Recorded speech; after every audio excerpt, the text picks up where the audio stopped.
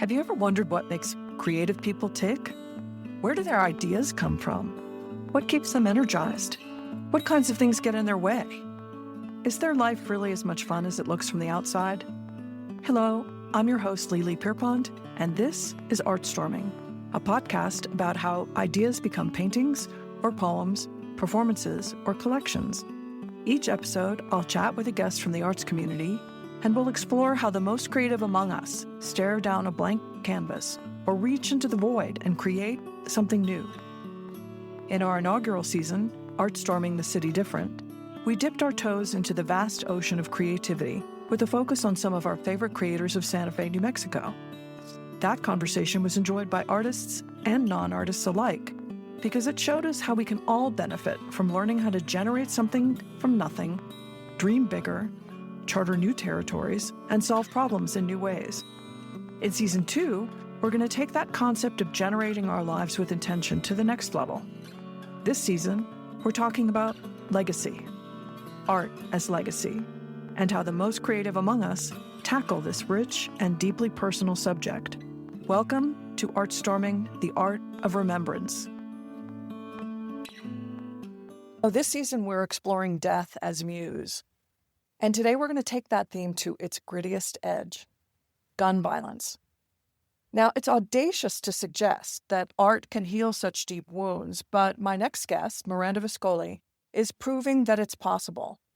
Through the Guns to Gardens and other arts-based initiatives of the New Mexicans to Prevent Gun Violence organization, Miranda's team transforms firearms into art, turning symbols of tragedy into pathways for peace. Now, projects like these can help us all rethink how we remember those we've lost, how we heal, and how we build a legacy. So stay with us as we learn how to forge hope from the unexpected. So, Miranda, thank you so much for joining us today. I've been excited to talk to you. I guess it was several years ago, I bought one of the vase pieces, the gun pieces that you had at Santa Fe. Sure. Yeah. And ever since then, I've been very curious to learn more about the story behind it. And then when I decided to do this season, it was such a perfect fit. And so when you agreed to come on the podcast, I was really excited to talk to you and learn the whole backstory and everything there is to know about what you're doing. So you represent New Mexicans to Prevent Gun Violence. Is that correct? Exactly. I'm the executive director. Okay, so you're the ED, and there are a number of different initiatives, and Guns to Gardens is just one of them. Is that correct? That's correct. And I would say a lot of our programs are art-based. So we have other art-based youth programs that we do, as well as the Guns to Gardens. Okay, great. So what I guess I'm most curious about the Guns to Gardens because it's the one that I know most about, or the one I was sort of intrigued by. So say a little bit about that, how you got involved, what the whole idea behind it was, et cetera, et cetera. Well, Guns to Gardens, it's very, very close to my heart. So we began the gun buyback program back in 2016, I want to say. And the first one we did was in Santa Fe. And it took us 2 years to get an okay. And it was the late Mayor Javier Gonzalez who didn't give it up. He did not give up. And we had many meetings with the Attorney General that this does not go against the law. Our first buyback, we took in hardly any firearms. I was like, no, we're going to keep this going, right? And so now we just did our 25th gun buyback, and to date have taken in over 4,000 firearms, with close to half of them being semi-automatic handguns and assault weapons. So it started out very small, and it was slam doors, and then it became a very, very successful program. But then what do you do with all the guns, right? So we have all these insane amount of dismantled firearms. And I had heard of a man named Mike Martin who had a group that was called Raw Tools. And they were forging these guns into gardening tools. And I thought, well, why don't we do that? And so we started the Guns to Gardens program with the help of Mike. At the same time, I thought, why don't we have youth do this? And because our youth are the ones who are the most impacted by gun violence, right? And so we partnered with an amazing nonprofit called SWEPT, Southwest Educational Partners in Training, and it's at RFK High School in the South Valley in Albuquerque. This is a high school that's lost a lot of young people to gun violence. And so we started giving them, they were paid to learn how to forge and weld these gardening tools, right? But then it kind of grew. It's- I mean, it's grown. So then they started wanting to make other things. So they started making bugs, and then these beautiful, crazy, weird looking insects to put in gardens. And then Pedro Reyes, who had also been in Mexico City, who was my hero, he had been making these huge actual shovels where he would take, it was very different. What he was doing is taking thousands of firearms and flattening them. And then from there, creating these beautiful gold shovels and music boxes. And he was one of my heroes. And then so Site Santa Fe was going to be doing the exhibit with Pedro Reyes. So, okay, I'll just call up and see. I didn't think anything would happen with it. And so I called them up and I said, I know this is crazy, but one of our biggest influencers on our Guns to Gardens program was Pedro Reyes. So it was Mike Martin and Pedro. And I told them what we were doing. And they're like, Pedro's going to want to hear this. So I was like, oh, that's nice. He'll spend 5 minutes with me. Anyway, after a 2-hour long conversation where I'm sitting with literally one of my biggest heroes, he said, well, let's do something together. And so they started, he said, I would love it if we designed these vases and then sold them to create more money for the gun buyback program, but have the youth create them. And so via Zoom and our facilitating artist, Jeremy Thomas, who lives in Santa Fe or Espanola, he worked with the youth to make what you saw, those beautiful vases. So we were So was it Pedro's? Was it Pedro's work, those beautiful shovels that were all, I mean, it looked like an art installation, and they were actually usable shovels. Yeah, no, they're amazing. I think they're worth $200,000 each. They're beautiful art pieces. So then he had worked with the youth from RFK, and then sadly, during that time, they lost 2 young people to gun violence at that school. It hurt us, it hurt that community because they were just 14 and 15-year-old kids shot by kids. I remember when Pedro and I were doing that, we were doing like a talk to people in Santa Fe, and the principal came with the kids and he was sitting in the back. I said, why are you sitting in the back? And he said, Miranda, the kids can't see me this sad. Because we were here we had been creating this amazing project with Pedro, and then 2 kids get shot and killed. So I still get upset. It was heartbreaking. So then those students were really moved by working with Pedro and Jeremy and creating the vases and the gardening tools, but they were also heartbroken because they were their friends who were killed. Yeah.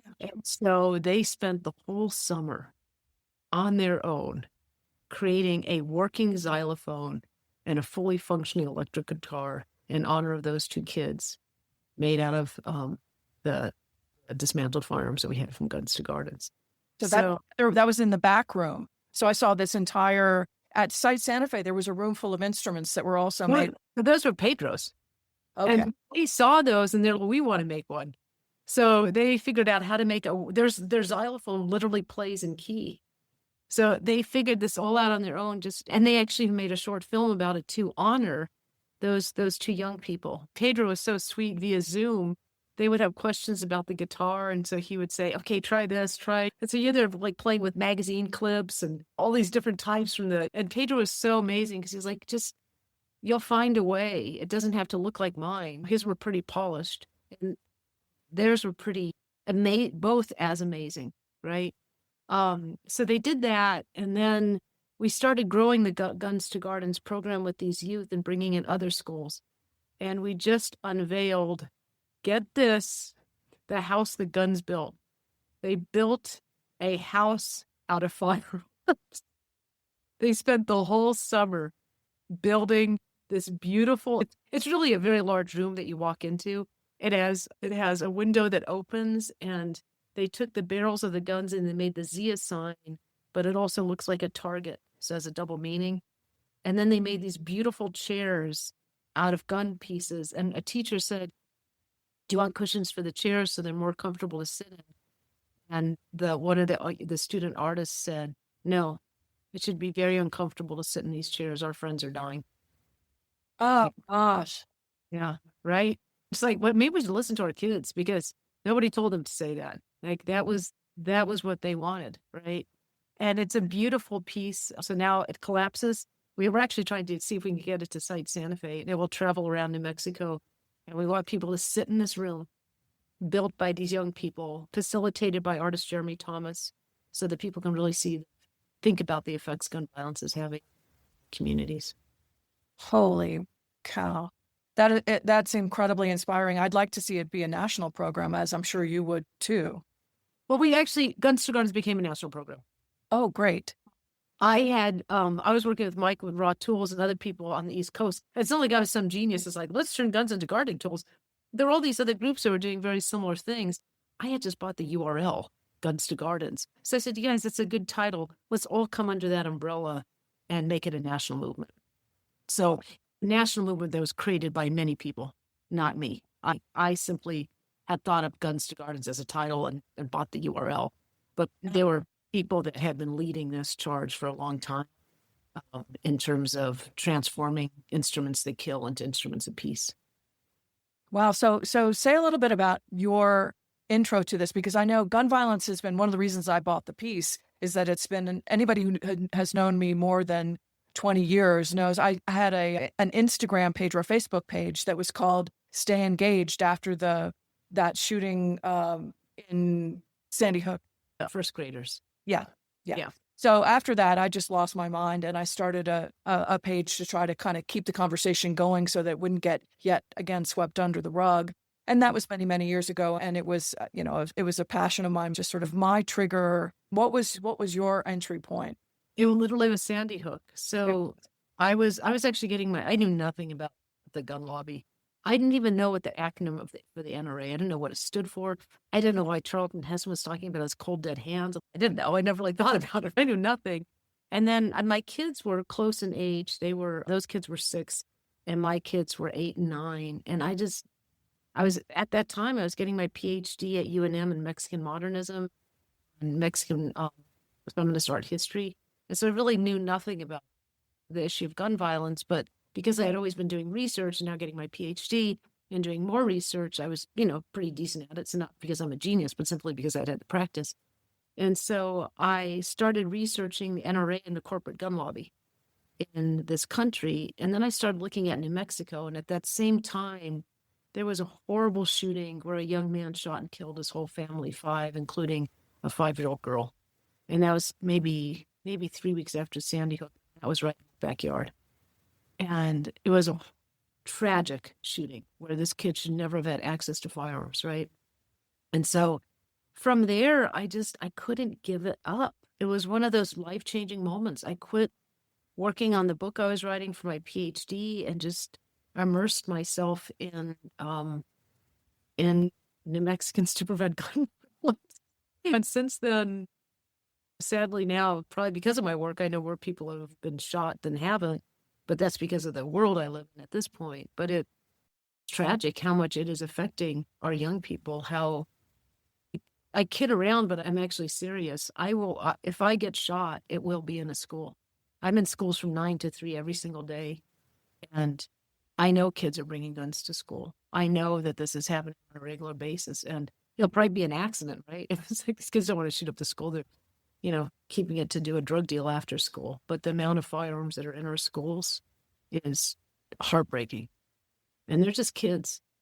They're not bad kids. They're just have access to firearms and nobody's really paying any attention.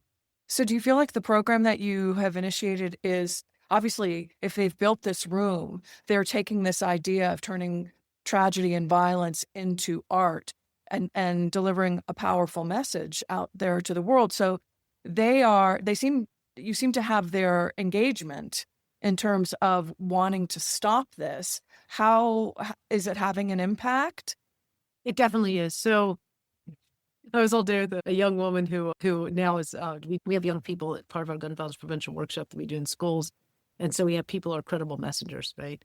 And I met her 4 years ago and she laughed. She was telling the kids, I hated Miranda, couldn't stand her. See that workshop goes, I walked out because her whole life had been guns. Her whole life had been gun violence, right? And now she is forging guns into gardening tools and talking to youth saying, put down my guns, right? And it's when we can continue to have a relationship with those young people and go into the areas where all they know are guns. They are born into it. They don't know anything else. Carrying a gun is as normal as having a wallet in your back pocket, right? And so keeping these young people engaged and really focusing on those areas where that's all they know, and going to them not in a place of judgment, and letting them slowly come to their decision to put down the gun, not telling them to, but having them hear all the other different stories, all the other different people have been impacted. Forging guns literally into gardening tools, literally the act of pounding that metal into a gardening tool, or a work of art, is life-changing. Yeah, I can only imagine. And I would think too that there would need to be almost an alternative activity, obviously creating these programs where they're actually manipulating the materials into something new that has to get to them, get into their hearts and souls. But then do they also have an opportunity to go into the garden and use the gardening tools to create something that's growing and alive? They can if they want. So the program we work with also has a farm, but they really love to forge. And the great thing about teaching them how to forge and weld is that now they have a trade. Sure. So a lot of them aren't going to college and they're not interested. Well, there's nothing wrong with that, but they're learning a trade. So that some of them some of the girls are, Miss, we're going to go start our own welding and forging business, because to learn how to make a gate, that you get paid really well to do that. And so it's actually, they also see it as learning a trade that they can use for the rest of their lives. Sure. And it's not easy to forge these. You put it into the forge, it gets really hot, and you have 17 seconds to pound it very correctly, not too hard, not too light. And then your 17 seconds and then you have to put it back in, right? So it's a delicate balance to figure out how to do it correctly. And the look on their faces were like, look what I did, miss, look, I actually did it. But so it's great to see them, one, have the ownership and change their philosophy, and at the same time learn a trade and get paid. So they're paid an hourly wage to do this. We are very adamant that our young people should be paid. Yeah. And are there other artisan groups that are kind of ripe for partnering with in terms of like turning those guns into gates for members of the New Mexico, residential community? I mean, everybody here has a gate. Oh, yeah, I know, right? It seems like they do. We haven't done that yet. No, we kind of like to help it go where the youth want it to go. So they wanted to build the house, they wanted to build the bugs, they wanted to build the musical instruments, or kind of making, helping them fulfill their dreams and what they want to build next. Well, that makes tons of sense, because obviously you want their buy-in. That's the whole point. As the more buy-in they have, the more they feel like take ownership of the project, like it's theirs and it's born of them, the more they're going to be able to attract other kids and get involved in it. Yeah. And we're trying right now to see if we can work with the juvenile probation officers in Albuquerque, because they want to put kids who bring guns to schools into juvie for a year, juvenile detention. And we're going, that's not going to help anybody. It's definitely not going to help those kids. So what we would like to see is if we could have those kids go through our workshop, and then as part of a community service to help heal the community for what they did, that they have to do the Guns to Gardens program. They want to get paid, right? Because there would be a community service, but it could help them, one, have something to do, two, learn a trade and an art form, and heal the community that they hurt by scaring people by bringing a gun to school, but not put them in juvenile detention.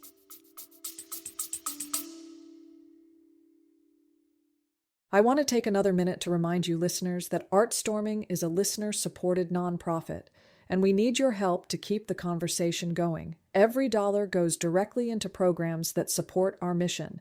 That means more compelling stories, more in-depth articles, and a greater impact on our community. If you love what you hear, please consider making a contribution. Visit our website for more ways to engage, and thank you for being an essential part of our work. Yeah. Well, have any of these art projects turned into standing memorial arts objects for some of the children who have died. Obviously, the house is a tribute to that, is certainly a step in that direction. When the house travels, it will have plexiglass so that people can sign their name or the name of somebody who's died. Oh, love that. New plexiglass in the next community we go to. And then we'll show every place that it is, the previous plexiglass. We unveiled a mural once, one of our other programs called Murals to End Gun Violence, where students create murals at schools, community places on the issue of gun violence prevention. And we left one mural a rose and said dedicated to, and 250 people came to the unveiling. And we had a special kind of markers that you could write on a wall and it wouldn't fade for people who had lost somebody to gun violence. And we thought, oh, maybe we'll get 10 or 15. The wall was filled up after 10 minutes. Wow. And people are still writing names to this day. Wow. So I don't even know what to say next. Obviously, this program needs to expand. And so what is it that you and your partners need most to get this to more people? Finances? Yeah. What every nonprofit needs, right? You know, we're slowly expanding. We've so we had this Murals to End Gun Violence program that, I mean, a lot of our programs are art-based because I was an art history major and did a lot of art. So yeah, no, it doesn't take a scholar or detective to figure that one out. But what we started to expand our mural projects to include 4 different art forms. So we had the visual of the mural, but then we added an augmented reality component, which is computer art. So people get a QR code, they put their phone up to the computer, it comes alive. But then we also added a literary arts component because we hire spoken word artists to record pieces so that while you're seeing the mural come alive, you're hearing their poem. And now we're actually starting a film element. So we're making film shorts that also come alive of the spoken word artist performing the piece. So you have literary arts, computer arts, film arts, and visual arts. And now we're also incorporating music. So you have 5 different art forms that people experience in front of one wall that talks about the issue of gun violence prevention. And are there plenty of walls available in New Mexico for this? Are people forward with options or offers? Yeah, so we're starting our 20th mural right now. So we've done 20. The augmented reality, we've done 1, 2, 3. We're starting our 4th. So we just started the augmented reality, this whole portion of it. But people do give us walls. We work with cities and schools, so we have them in schools, city buildings. We try to make sure it's not on a private wall. We really want it to be about the community. My dream project is to partner with a muralist named Remix in Mexico City and Warren Montoya, who's the facilitating artist for our murals, and have them collaborate on a mural together so that Remix would talk about how the guns that we have in this country are going to Mexico and destroying Mexico and South America. And Warren's side would be about what the guns are doing to the United States. And so that's my next dream project. That's an amazing dream project. I just met a woman who's here in Santa Fe who did a documentary called, I think they were called Street Heroine. Have you heard of Street Heroines?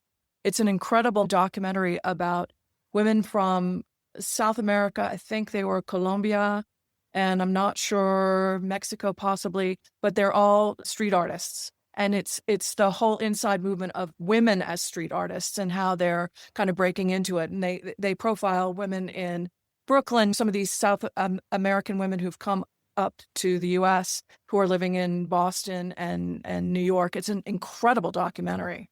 What's it called? It's called Street Heroines. Oh, actually, I'll definitely watch that. It's incredible. And I was so excited to meet. I went to a women's group, sort of just a women's networking thing here in Santa Fe.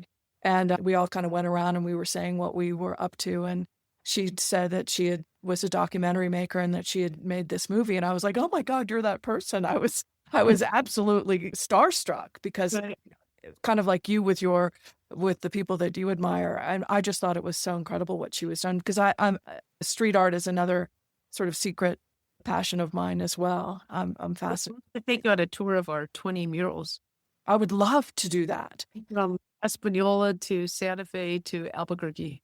Do you have an organized tour for that? No, I should. I'm at overcapacity. Well, you don't have enough of you as the ED. No, I thought about it. I thought we should do that because it's pretty amazing, and none of them have been tagged. We had a few little tags, but not a lot. They've been Really respected. I they bet. are. There's kind of a code on the street. It's like somebody does a mural, you don't tag that. Yeah. Right? Even the tweakers are like, yeah, we're gonna leave that alone. So That's incredible. Well, my business before I got into doing this podcast was called Urban Art Tripping. I organized art tours for people. And one of the things I did was in a 5-day immersive here in Santa Fe, but COVID, turned that upside down. But, you're talking about this tour of these pieces. That's something that has to be done. I mean, I'd like to collaborate with you on that. let's come on board. If you get that tour going. Yeah, well, I mean, I'm not sure that I'd be the one to do it because, like you, I've got 1,000 hats that I'm wearing, but it's something that really does need to be done. And there are a number of artists that I've spoken to that are, in my last season, I spoke to all Santa Fe creatives, and there was, I think it was Sienna Luna, was really interested in doing public art, street art. And Bobby Beals, who is a gallerist up here who does a lot with the skating community, was also, talking a lot about that. So I think I'm sure between the two of us, we have enough resources that we could put something like that together. Yeah, no, we have thought about it a lot, and we're now creating T-shirts, and posters, so that people can put their QR code on pieces of the images, and then they come alive, and so you can still have those 5 different art forms coming alive, literally on a T-shirt with a piece of the image of the mural. That is so great. So are your daughters? I guess so. Sandy Hook was a little while ago, so they're grown up now, or Daughter and son. daughter? Yeah, so they're 20, 22, and 24. Oh God, isn't that crazy how they grow up? Yeah. Have they taken an interest in initiatives against gun violence like mom, or? No, but I'm glad they haven't. I want them to do their own thing. So I'm really proud of them. My son, he created his own business. He created a business on his own. It's a Discord service. He's about to graduate from college. And my daughter's she's in graduate school, about to graduate as a social worker working with veterans. So they're doing their own thing, as they should. Sure. Up with my gun stuff for way too long. Well, what I love about the program that you're doing is that it's easy to get overwhelmed. And as I was when I heard about Sandy Hook and did the things that I was doing, to feel so completely helpless in the face of how can we surmount this? But what you've done to turn it into something creative and to make it attractive and appealing for people to get involved with, so that people that would not normally see themselves as becoming activists could get completely behind this. Oh, I think so. And I'll be honest, the first 3 years we had more doors slammed in our face. We couldn't hand out a free gun lock. I mean, I remember we finally got, it was the Department of Health, and they got us into a community health fair in some rural area in New Mexico to hand out free gun locks. We're like, yes, we're invited someplace. And so we go, and the Boy Scout leader who had his table next to us was so mad that we were there. He's yelling at us. He's telling us this goes against the Second Amendment. We were just handing out free gun locks. We didn't have any flyers or anything. We just like a table with free gun locks. He finally got so upset. He folds up his table, slamming it, and just storms out of the building. I thought, oh man, we have a long way to go. We have a long way to go. And then I remember it was the Pewaukee School Board, and we were doing the student pledge against gun violence that had been created by a woman named Mary Louise Grove, who actually sometimes lives in Santa Fe. And we had been doing this because we thought the students want us to talk about this. And they love the art-based part of it because they don't get a lot of art in schools. And so we've kind of grown it in schools because it was only students that would listen to us, right? And teachers. And so I remember the Pewaukee School Board president calling. We're like, oh my gosh, we got a second call in 3 years, right? And he said, we want you to present at our school board about the student pledge. And so we're like, okay. So we get there and we walk in, and I love this man. I wish I remember his name. And he said, thank you for coming. We look forward to hearing your presentation. Well, we looked behind us because we were so certain he was talking to somebody else. Never been that nice to us. And we're like, oh, he's talking to us. So we're like, our feathers. The NRA literally showed up to that board meeting and public comment, like a little tiny Pewaukee school board meeting, and said, these guys go against the Second Amendment. They're anti-gun. At this point, all we've done is the student pledge against gun violence and hand out free gun locks. And we thought, well, we got a long uphill battle. But I remember that moment as being one of the pinnacle moments, because we thought we have finally have somebody's ear in this business. And from there, we have grown and grown.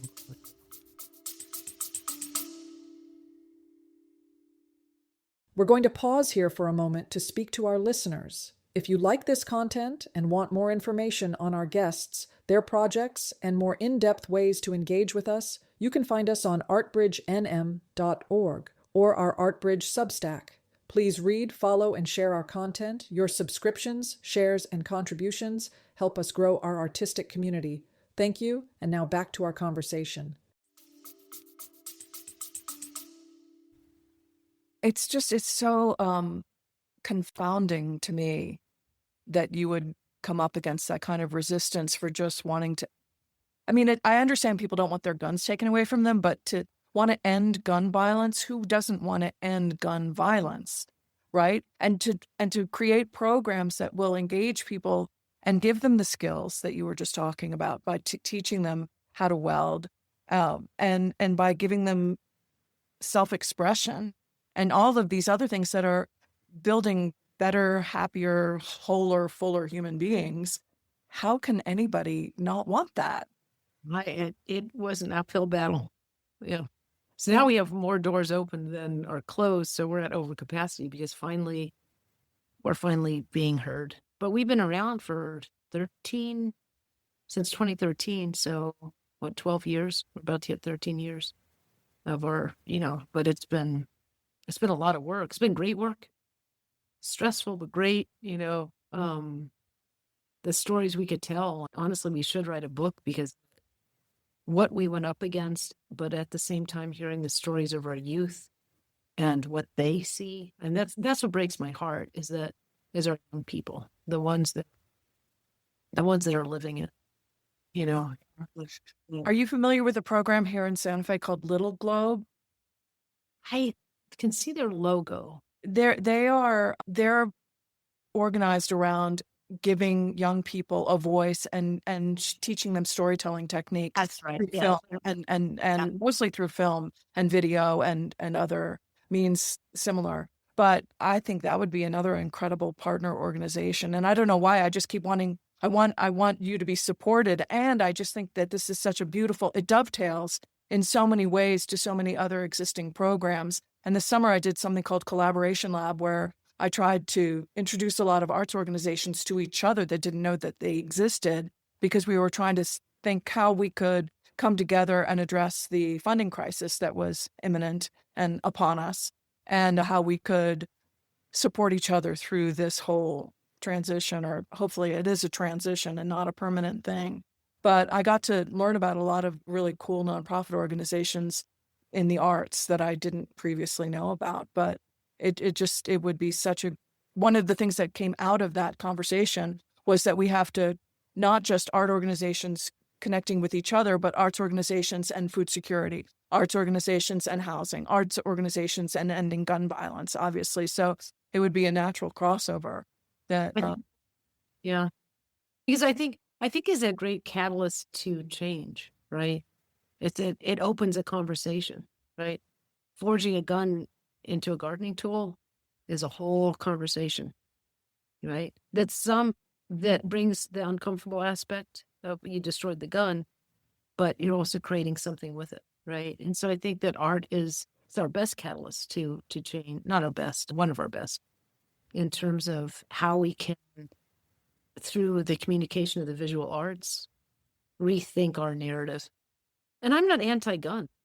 I am not anti-Second Amendment, anti-gun, but I am anti-people shooting people with firearms.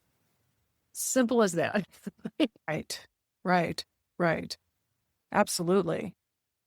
I was an art history major too. So how does your art history kind of come to bear on your new role in this capacity?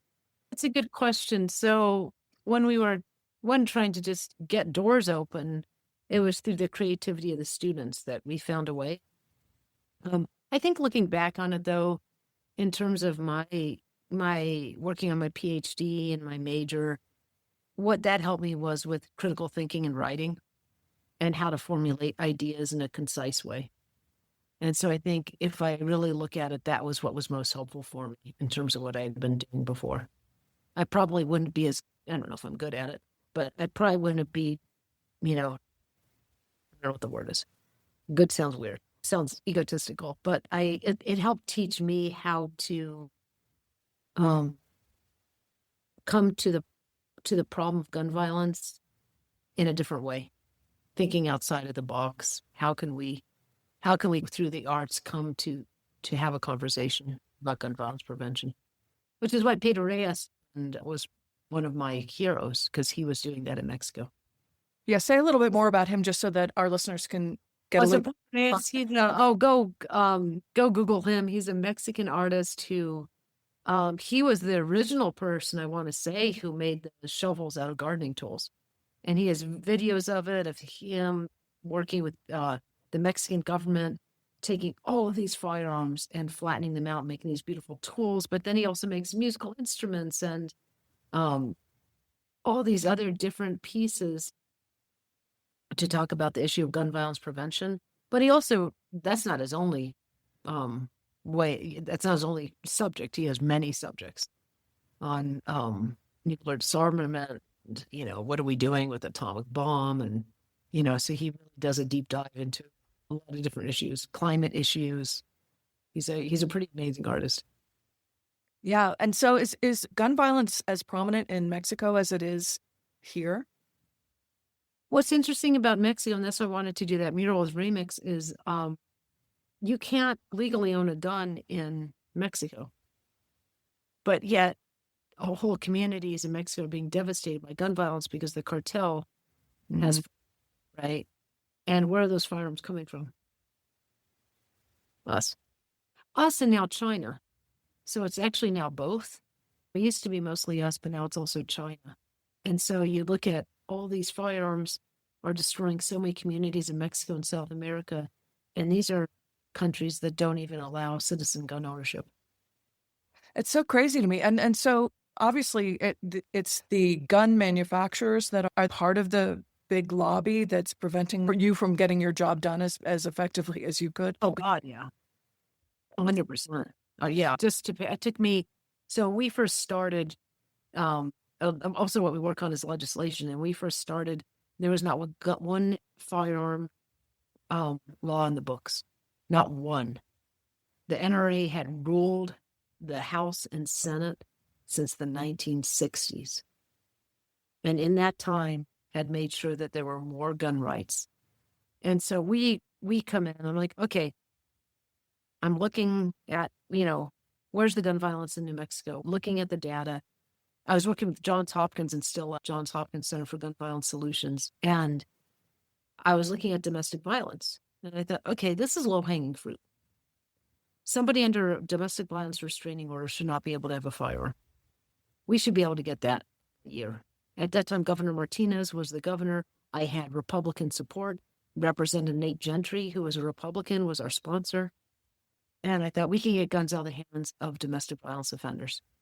Boy, was I wrong. Wow. 6 years. 6 years to get guns out of the hands of domestic violence offenders. And what's the argument?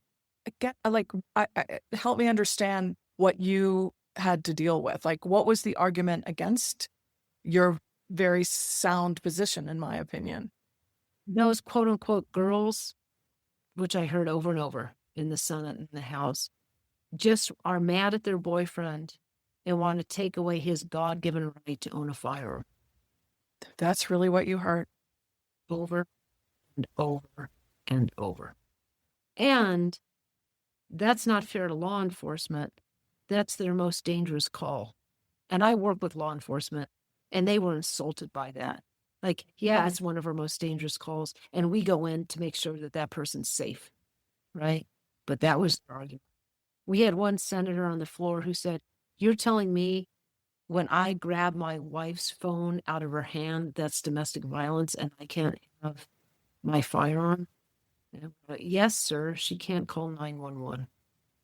She can't call her sister, or daughter, or mom to come pick her up. Yes, that's domestic violence. And he proudly says it on the Senate floor. And that's not to say that the majority of our representatives and senators are like that. But there were those loud few that were a poison pill.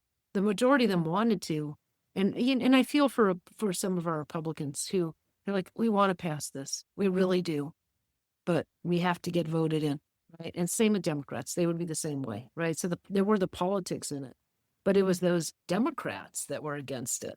Like, really? Like, what are you doing here? So in terms of the private support that you're getting, I would imagine you probably don't often know when somebody is supporting the program, whether it's politically motivated or not. Most likely it's not. Most likely they're people who see what you're up to, see the arts element of it, and they see the value, and so they're contributing to you regardless of their, partisan opinion. So do you find that now that the doors are starting to open, that people are drawn to the program because of the anti-gun violence aspect of it, or because of the creativity side of it? The promotion of creative and job generation? good question. I think it's probably both. I think it's the creativity and also the work with youth. We are adamant to always work with youth on gun violence prevention. So we will never stop making our organization about our young people. And so I think that, and we honestly don't come off as an anti-gun organization. We're not. We're literally good. We're on the prevention side. I don't care if you want to go hunting, if you want to join a shooting sports, if you think you need this gun for protection, go for it. I don't care. But if you fall into certain categories where you shouldn't have a firearm, that's what we're about. We're on the prevention side. Yeah.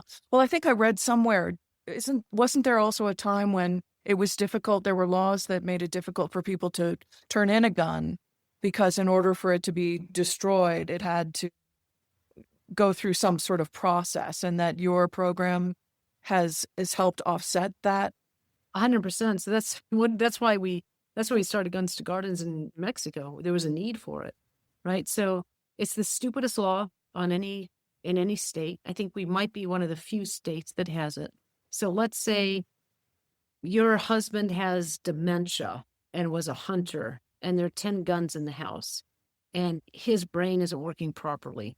Any other state, you would go, maybe you could sell them, but you don't want to do that because you don't want them to get into wrong hands. Maybe you have a family member that could take all 10 guns, but a lot of people don't want 10 guns. So you go to the police department and you say, can you take these guns? And they would get rid of them for you. Not in New Mexico. The law enforcement will have to go to the court. And remember, we have no recruitment in this state is at an all-time low. And that's a lot on us. We have not taken care of law enforcement. I'll be very honest about that. So you're asking them to go to the court and say, Judge, these are 10 old hunting rifles. Can I dismantle them? Yes, here's the paperwork. Then you think that would be enough of a burden. No.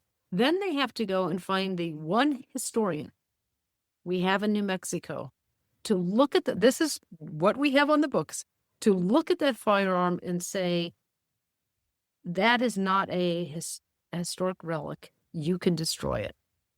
So if that historian lives in Santa Fe and that old hunting rifle is in Roswell, do you think that's going to happen? No. So we're taking better care of our firearms than we are people. Law enforcement gives my cell phone number to people all over the state. I've driven everywhere. I just picked up 5 firearms last week. The people like, I don't know what to do with these guns. So and so died. So and so is suicidal. So and so shouldn't have these firearms. And law enforcement can't do anything to get rid of them. And help me understand, how is it that you were granted this special dispensation to be able to? Because I'm not getting cash. So transfer. So when we did the background check law, if somebody just wanted to gift somebody a gun, they can't. So I could go to somebody's house, which I have, picked up 10 or 15 firearms and just drive off with them. And then I cut them up when I get home. Wow. Oh my gosh. And so is there a facility do you guys have a full-on facility where all of this, all these transformations happen? Is it like a big studio, You mean where they're forging the guns into? Yeah, I mean, you come home, you take a gun apart, and then, it sits in that box by the back door to take it to somewhere else, or no, obviously it's not happening at your house. No. Well, actually, I do dismantle at my home often. But right now we have a storage unit, undisclosed area. So I keep them there all locked up. And then when the kids need them, you couldn't do anything with them. They're all dismantled and, to ATF standards. So there's nothing anybody can do with them. But we keep them, And any artists from other parts of the country or from the world who are in search of raw material, have they approached you for material? Yeah, I've given a lot of material, a lot of ammo. So there was one artist who wanted to make this beautiful maze out of ammo. I was like, okay, go for it. Here you go. So yeah, You collect the ammo as well. We don't like to, but law enforcement can't take it. So it's so amazing to me that law enforcement can't take it, but a civilian with an art history degree and a chop saw. I mean, wild. That is so wild. And so do you have relationships with counterparts in other states? You said Guns to Gardens is now all over the nation. So do you have counterparts all over the country? And do you talk to them about how they're doing things in their state so that you can import your ideas, is my question. Yeah, I'm on the advisory committee of Guns to Gardens, which now we've given to Raw Tools. So they're leading it because they have more time to do that. So yeah, we're in communication about what's going on in your area. We are one of the few Guns to Gardens groups that works with law enforcement. So we don't do a gun buyback without law enforcement. I don't think it's not something our nonprofit would feel safe about. We love having law enforcement there. We like the partnership. They make sure the guns aren't loaded. They run it through NCIC. That's to make sure that it's not stolen or evidence. If it's stolen, it goes back to its rightful owner. Evidence. When you go pick up guns, you have a law enforcement with you. No. So if I pick up the gun just as a private citizen, no, I just go get the gun, and it's usually, I can tell if there's no criminal aspect involved. But when we do our gun buybacks, it's with law enforcement. Got it. But when you go pick up a gun, just somebody says, my husband died and I've got 12 rifles or whatever, and you just count on the relationship that you have with that person so that you know that those guns weren't somehow stolen or hadn't been involved in any other crimes, right? So you just go on gut instinct. I go on gut instinct. You can always usually tell. But there had been 2 times where I thought, I'm not sure. And one was in a very rural area outside of Deming. And I thought, yeah. And so I called the local law enforcement there because they gave them my number. And I said, okay, I'm picking up these firearms. It's very rural. You don't hear from me in 5 minutes. I want state police here because it was that rural. And I got there and it was totally fine. They were moving back to California with their mom who had Alzheimer's and had 12 firearms that they did not know what to do with. But so that was so rural when I was driving. It was like, I'm in the middle of nowhere. So I had that situation and then another one, which I was like, then it turned out to be fine. But I have street smarts. So you can tell if somebody's trying to, so you can tell within 30 seconds of a conversation. I've had a couple where I've just hung up the phone. Yeah. Well, I don't know. Maybe it's my imagination, but I could totally see something where you're doing something, these people are trying to be legitimate, you're obviously legitimate, but somebody knows that the transaction's going to go down and they want some guns, and so they interfere with it. We're living in Breaking Bad country, so my brain's going to all kinds of nefarious scenarios where somebody might intervene so that they can steal, whatever, interfere or come get the guns themselves. No. Oh, I don't worry about that. Yeah. I really don't. Because you can tell who the person who calls you. Yeah. you Yeah. know. And so are all the Guns to Garden programs around the country, are they all doing as innovative art stuff as you are here? Well, they're doing some. Yeah. What Raw Tools does is amazing in terms of what they're doing with the dismantled guns. I think there's another person in New England, whose name I forget, who is also turning guns into gardening tools. I don't know if anybody's quite gone to the extreme we've gone to in terms of a house and working guitars and stuff, other than Pedro. But yeah, it's just, they might be. I just don't know. Yeah. But the model that your model is there for other people to imitate. Yeah, go ahead. Go at it. I mean, Yeah. you have a bunch of dismantled guns, just go do something fun with it. Is there something that you've heard of that other Guns to Gardens organizations are doing in other parts of the country that you're not doing that you think is really innovative and share worthy? I'm trying to think. Otherwise, when I say no, I honestly don't know, because we've been so busy, I haven't been keeping track of it. So they might be doing amazing pieces of art that I just don't even know about. So I don't want to say no, but I don't want to say yes. I honestly don't know. I would have to see what everybody's up to. Right. Well, I'm out of Bentonville. That was a whole summer. This kids went for 6 months straight with Jeremy Thomas. And so we get so busy in our own little world that they might be. Yeah. Well, I'm asking because we have listeners all over the country, and I would like people to be able to know that this program exists and if they wanted to get involved at the local level. I would steer them to Raw Tools. So could tell them just go to Raw Tools online, and Mike will steer them in the right direction. He's the one that's running all the whole national movement. I'm so focused on places in Albuquerque and New Mexico that are being hit by gun violence. So I'm kind of in my own little bubble. But Mike's the leader in terms of what are other people doing, what are other churches doing. He's brilliant in what he does. That's why I thought, give this to Mike. That's his. So if anybody nationally is listening, I would have them go to Raw Tools and ask for Mike Martin.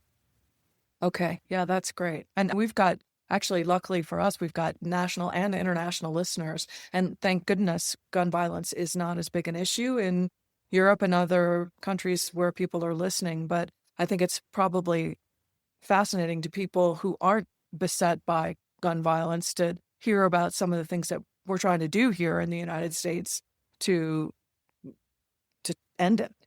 It's a uniquely American problem, because all countries has people who are violent, who suffer with substance use disorders, who suffer with mental health crisis. But what we have here is that you have all those same problems, but a country awash in guns. Yeah. And that's what makes us different. And the Second Amendment, I call them Second Amendment gun enthusiasts, who is like the gun and nothing else. Right? That's what's frustrating. Yeah. Well, hopefully art will become more appealing than gun violence someday because of your efforts. Put me on it. Yeah. If anyone wants to come sit in the house, give me a call.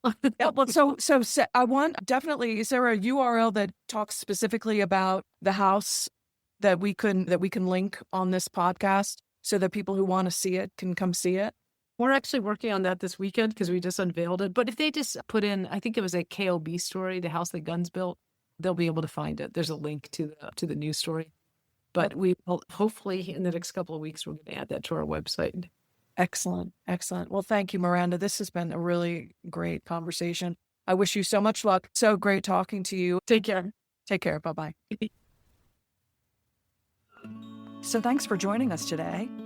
ArtStorming is brought to you and supported by ArtBridge NM and listeners like you. Look for us on your favorite podcast platforms or wherever you listen. Your subscriptions, likes, comments, and shares help us to reach more listeners and attract the support we need to thrive in these challenging times. If you love what you hear, please consider making a contribution. We rely on your help to keep these conversations going. Every dollar you contribute goes directly into programs that support our mission. And we've been offered a matching grant that will match every dollar that you contribute. That means more compelling stories, more in-depth articles, and an even greater impact on our community. Please visit our website at www.artbridgenm.org, and thank you so much for being an essential part of our work.